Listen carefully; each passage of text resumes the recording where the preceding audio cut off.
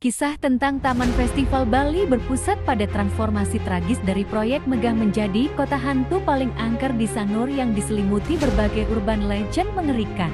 Dan sebelum megahnya wahana dibangun pada tahun 1997, lahan seluas hampir 9 hektar ini konon berdiri di atas tanah bekas kuburan.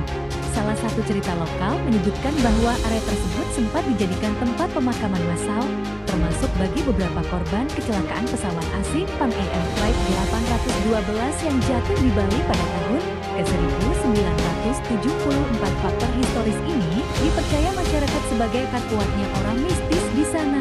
Dan juga ada tragedi urban legend yang paling terkenal dari Taman Festival Bali adalah keberadaan kolam penangkaran buaya. Saat taman hiburan ini bangkrut dan ditinggalkan pada tahun 1999 sampai 2000, puluhan buaya di dalamnya diduga terbengkalai tanpa makanan.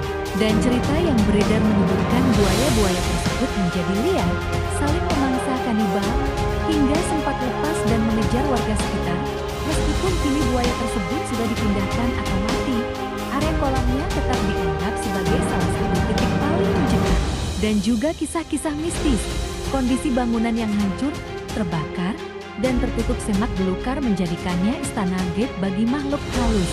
Beberapa kisah yang sering dialami pengunjung atau warga, dan juga sering terdengar suara misterius, seperti terdengar sayup-sayup suara tawa anak-anak kecil dan tangisan di area bekas teater 3D pada malam hari. Dan juga banyak kejadian aneh seperti konten kreator horor kamera mati secara mendadak, dan banyak fotografer dan kreator konten yang mengeluhkan alat elektronik atau kamera mati total secara misterius saat mencoba mengambil gambar di zona tertentu.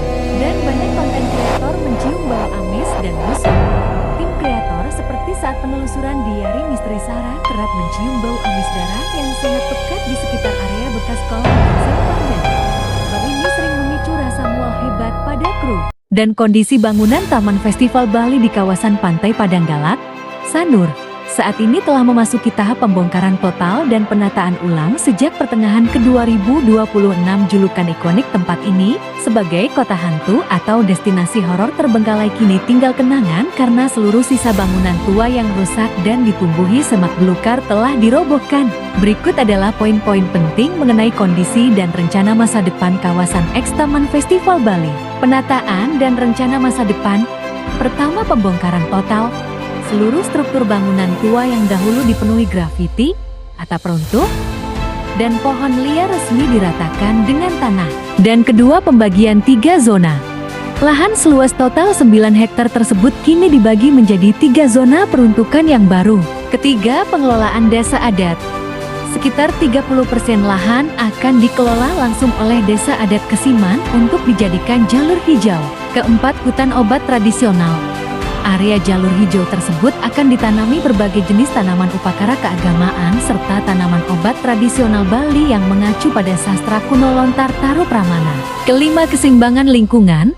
Upaya penataan ulang ini ditargetkan untuk mengembalikan fungsi lingkungan sekitar pantai agar lebih tertata, bersih, dan bermanfaat bagi masyarakat lokal. Sekian tentang Taman Festival Bali. Jangan lupa subscribe dan like dan komen dan bagikan ke teman kalian. Thanks for watching. Be Suksma Semeton Sinamian.